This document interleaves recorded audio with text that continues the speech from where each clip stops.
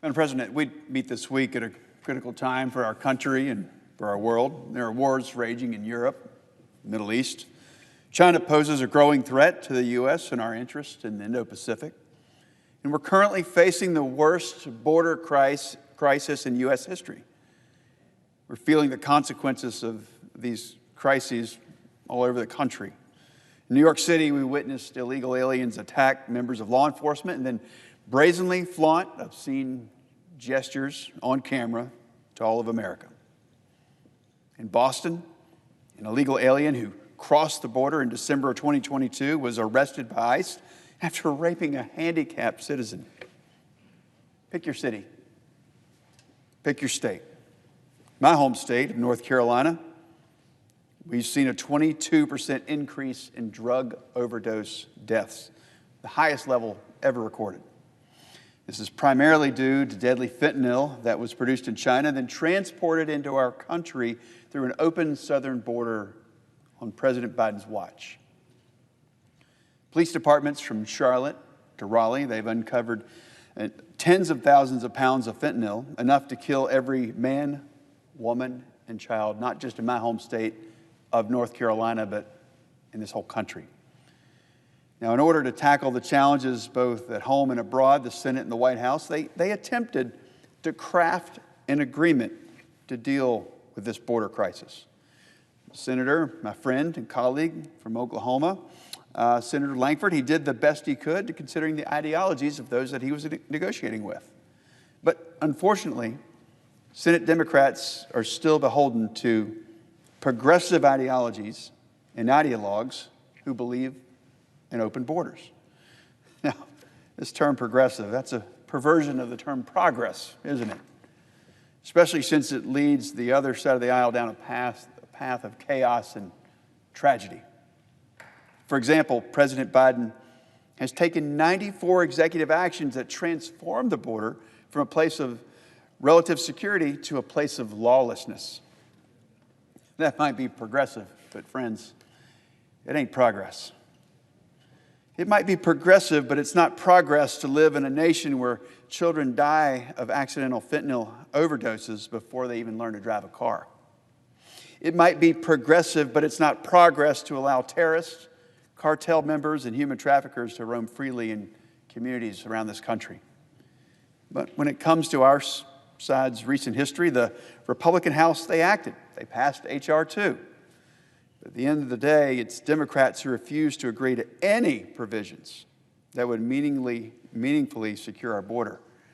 And at the same time, the threats we face on the world stage, they demand our attention as well. We've got an opportunity to rebuild the arsenal of democracy, to make significant investments in our national defense, and prepare ourselves for the threat from the Chinese Communist Party. Right now, our defense supply lines, they're brittle, and our manufacturing base, it's not prepared for future conflict, and it's got to be modernized. Our allies and our partners like Israel and Taiwan, they need our help, especially our friends in Israel. They're in a fight for survival, and we need to send them the aid that they need to finish the job and to free the remaining hostages, one of which is a North Carolinian. At the same time, we should share Israel's military objectives: to destroy Hamas, to demilitarize Gaza, and to de-radicalize the Palestinian population. We don't need President Biden's virtue signaling to a Democrat base that's increasingly becoming pro-Hamas. We need to let our allies in Israel and around the world know that we're on their side and that our resolve is indeed strong. If we let our own defense atrophy and we leave our allies high and dry, then forces of evil and instability will be even more emboldened and our world will become even more dangerous. Remember, it is American strength that deters aggression and it's weakness that provokes it. But in order to be a strong nation, we first got to be strong right here at home. We must secure our own border before we can help other countries protect theirs. So I believe that this position is reasonable. And I'm going to mention a quick example for my point here. On one of my recent telephone town halls, I asked a poll question to thousands of people that were on the call. I asked, and I quote, "If you could be assured that the southern border was secure, then would you support sending support to our allies and our partners?" I'll say that again. If you could be assured that the southern border was secure, would you then support sending support to our allies and our partners? Roughly 2/3 of the respondents said yes. I bet it's the same in other states around this country. Most folks, they aren't opposed to helping our friends. They just think we need to take care of our country first. And America first doesn't have to mean America only. But as I watch the process play out here in this chamber, I can't blame folks back home who really feel frustrated.